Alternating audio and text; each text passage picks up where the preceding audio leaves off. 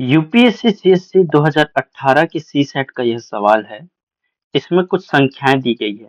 इन संख्याओं को गौर से देखेंगे अगर हम, तो देखिए यहाँ पे 8 है, ये 6 है, ये 4 है और इन तीनों का जो सॉल्यूशन है वो 6 के रूप में आ रहा है।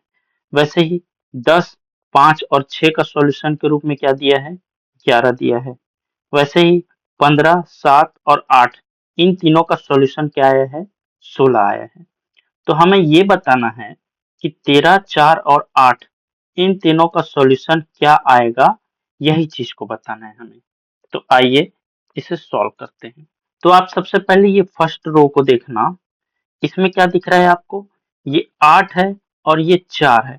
तो यहाँ पे इन दोनों को ना जोड़ा गया है, उसके बाद जो बीच की जो संख्या है उससे घटाया गया है।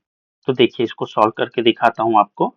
ये 8 प्लस ये 4 किया है, कितना आएगा ये 8 4 12। तो बीच की संख्या क्या दी है 6, तो इसको 6 को माइनस किया गया है 12 से, ठीक। ये कितना आएगा 6। तो यही जो 6 है ये सॉल्यूशन के रूप में यहाँ पे है। वैसे ही अगर हम सेकंड रो को देखेंगे, यहाँ पे क्या है, ये 10 है और ये 6 है। इन दोनों को जोड़ा गया है और जो बीच की संख्या है उसको घटाया गया है। हर एक में ऐसे किया गया है, इन सभी में। तो देखिए ये कैसे हुआ है, ये 10 प्लस ये 6 इन दोनों को जोड़ा तो कितना आया 16, राइट। अब ये बीच की संख्या कितनी दी है 5, तो इसको घटा दिए, ये कितना बचा 11। तो ये जो 11 है यही सॉल्यूशन के रूप में यहाँ पे आपको दिख रहा होगा, राइट।